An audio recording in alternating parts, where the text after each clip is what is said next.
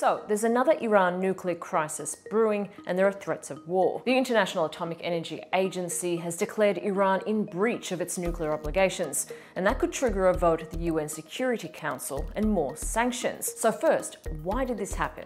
The IAEA says Iranian officials haven't provided answers about old enrichment activity. On top of that, the agency says Iran's stockpile of uranium enriched up to 60% has doubled. It is not per se a forbidden activity, but we cannot ignore, and this is why we are looking at it. Iranian officials reject the IAEA's claims. این یک دروغ بزرگه. هیچ مستندی در این رابطه وجود نداره. So, Iran now says in response it will open a third enrichment center. Just a reminder, the IAEA did the same thing back in 2005, and what followed was a 20-year nuclear crisis. But hours before all of this, something else happened. The US announced it was partially evacuating its embassy in Baghdad and authorizing military dependents to leave the Middle East. Well, they are being moved out because it could be a dangerous place, and we'll see what happens. Before this sudden crisis point, the US and Iran were heading into the 6th round of nuclear talks since April, and things were going pretty well. This is the single most important period in the history of Iran, which is a long history.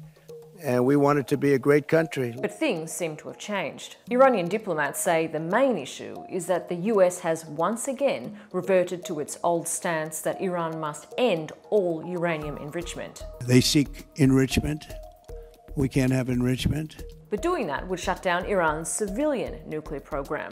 Analysts say the US maximalist approach has repeatedly crashed diplomatic progress in the past, and this IAEA vote is part of it. This resolution is part of pressures by the Europeans and the Americans under the assumption that these pressures will force Iran to give concessions at the negotiating table. This will backfire. Iran is extremely angry at this resolution. And that brings us to Israel. Plot a diagram. Benjamin Netanyahu wants to sabotage talks and says he wants to bomb Iran. But in the past few days, reports from Israel suggest its government is now ready to act. As for Iran's leaders, they've promised to respond in kind. And as Israel's main ally, Iran sees US military installations as legitimate targets. انشالله که کار به اونجا نکشه، گفتگو به نتیجه برسه، ولی اگر نرسه به ما درگیری تحمیل بشه، قطعاً تلفات طرف مقابل بیشتر از ما خواهد بود و در اون صورت آمریکا باید منطقه رو ترک کنه چون تمام پایگاهاش در دسترس ماست.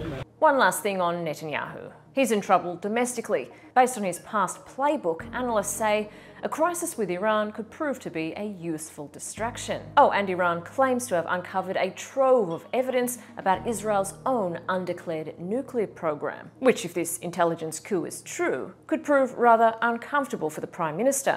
Remember, Israel is the only country in the Middle East with nuclear bombs, while Iran's program is the most inspected in history.